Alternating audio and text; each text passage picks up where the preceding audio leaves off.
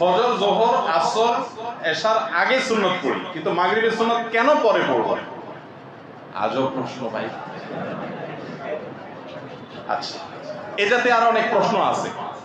যোহরের নামাজ 4 রাকাত কেন, মাগরিব 3 রাকাত কেন? দাদিকে একটা ভাব আসে না প্রশ্নের মধ্যে? হাস্যকর প্রশ্ন। হাস্যকর কেন বললাম বলি। এই নির্দেশদাতা কে? নামাজের নির্দেশদাতা কে? আমরা হলাম আল্লাহর কি গোলাম, সৃষ্টি। এমন ছোট সৃষ্টি যে আয়াতনে আল্লাহর আমাদের চেয়ে কত বড় সৃষ্টি, অগণিত হাজারে হাজারে কাতারে কাতারে আছে, ঠিক না ভাই? ঠিক। এখন ক্ষুদ্রাতি ক্ষুদ্র এই সৃষ্টি জিজ্ঞাসা করতেছে আল্লাহ কেন আমাদেরকে এটা বলে? হাস্যকর না? বুঝেন নাই পুরোপুরি? আপনি ধরেন একটা বড় ইন্ডাস্ট্রির মালিক, আপনি একজন বড় ব্যবসায়ী, আপনি একটা বড় পদস্থ কর্মকর্তা, অনেক বড় দায়িত্ব পালন করেন, আপনি মন্ত্রী, মিনিস্টার, অনেক।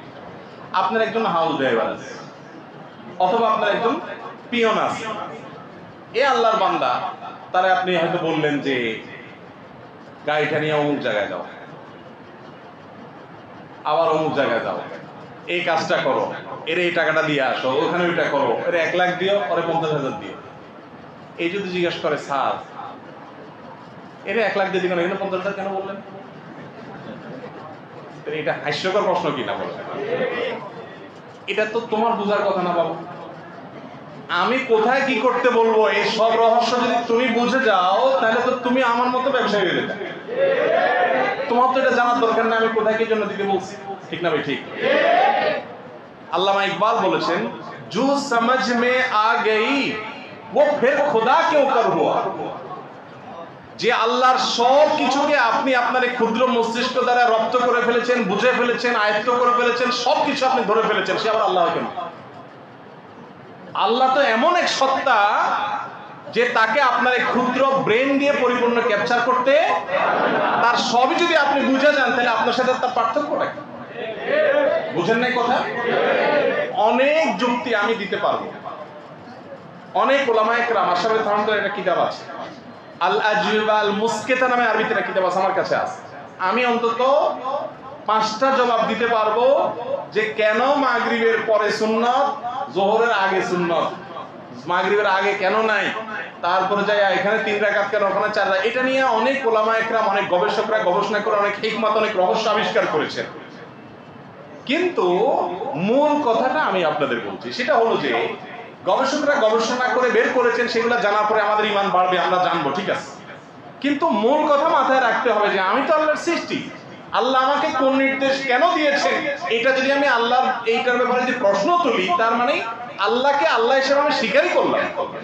তিনি যদি আল্লাহ হন, আমি যদি তার সৃষ্টি হই, আমি আমার প্রশ্ন রাখার নৈতিক অধিকার কোত্থেকে আসে?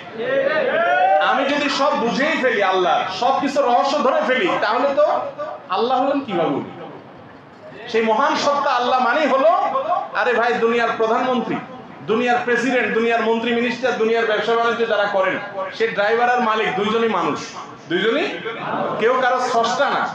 সে মানুষ হয়ে যদি উপরস্থ ব্যক্তি বস, তিনি তার কোন চিন্তা থেকে কোন গতি কোথায় চলেছেন, কোনটা কোথায় দিয়েছেন, তার কারণ কি, রহস্য কি, এটা যদি আমি তার একজন ক্ষুদ্র কর্মচারী হিসেবে আমার বোঝার ক্ষমতা না থাকে, তাহলে একজন সৃষ্টি হয়ে কিভাবে স্রষ্টার কাজের রহস্য বোঝাচ্ছে? নাস্তিকরা এই সমস্ত প্রশ্ন খোঁচায় খোঁচায় খোঁচায় আপনাদেরকে দেয়, আপনারা অনেক কিছু তখন হ্যাঁ তাই তো তাই তো তাই তো। একজনে জিজ্ঞেস করে, হ্যাঁ সবাইকে আল্লাহ সৃষ্টি করছে বুঝলাম, তাহলে আল্লাহর কে সৃষ্টি করছে? এটা প্রশ্ন করে না? এই প্রশ্নটা হাস্যকর প্রশ্ন। কিভাবে হাস্যকর? হাস্যকর এই জন্য যে আপনি আল্লাহর স্রষ্টা খুঁজতেছেন, এর মানে আল্লাহকে আপনি সৃষ্টি মনে করতেছেন না স্রষ্টা মনে করতেছেন? আল্লাহ কি স্রষ্টা না সৃষ্টি? তো যিনি নিজে সৃষ্টি না, তার আবার স্রষ্টা হয় কেন? তার যদি কোনো স্রষ্টা আপনি খুঁজতে চান, তার মানে তাকে আপনি কি মনে করলেন? সৃষ্টি মনে করলেন। তো যিনি নিজে স্রষ্টা, তার আবার কোনো স্রষ্টা হতে পারে? তার যদি স্রষ্টা থাকে নাউজুবিল্লাহ, তাহলে তো তিনি আর স্রষ্টাই হলেন না, তিনি নিজে কি হয়ে গেলেন? এইসব হাস্যকর প্রশ্ন অনেকে আমাদেরকে দেয়, আমরা মনে করি হ্যাঁ তাই তো তাই তো, আরে কি জানি। আমার কাছে একবার একজন একটা প্রশ্ন নিয়ে আসছে অনেক আগে, আমি তখন ছাত্র। যশোরে তো আমি পড়াশোনা করি, আমার কাছে নিয়ে আসছে, বলো হুজুর একটা জটিল প্রশ্ন আছে, খুব উনি মোসে তাওটাও দিয়ে বলতেছেন, ভালো মানুষ। তো আমি বললাম যে আপনি আগে স্বাভাবিক হন, প্রশ্ন পরে করেন। কেন? আমি তো যেভাবে আপনি মোসে তাওটাও দিতেছেন মনে হয় এই প্রশ্ন উত্তর চাই। এমনও হইতে পারে আপনার প্রশ্ন শুনে আমি ঠিক করে হাসে দেব, এটা কোনো প্রশ্ন হলো? এত সহজ প্রশ্ন হইতে পারে, কিন্তু আপনি মনে করতেছেন আজকে ধরছি হুজুর। তো অনেকে এই ধরনের প্রশ্ন করেন, বিশেষ করে ইসলাম বিদ্বেষী আমাদের যে বন্ধুরা আছেন ওনারা।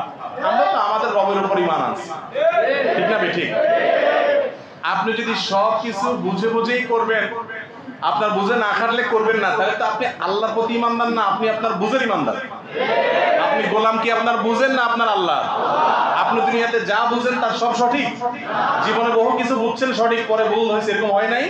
তাহলে আপনার বুঝের উপরে কিভাবে আপনি ভরসা করতে পারেন? গোলাম আপনিও, গোলাম আমিও। আমি আহকামুল হাকিমের গোলাম, আপনি আপনার নফসের গোলাম।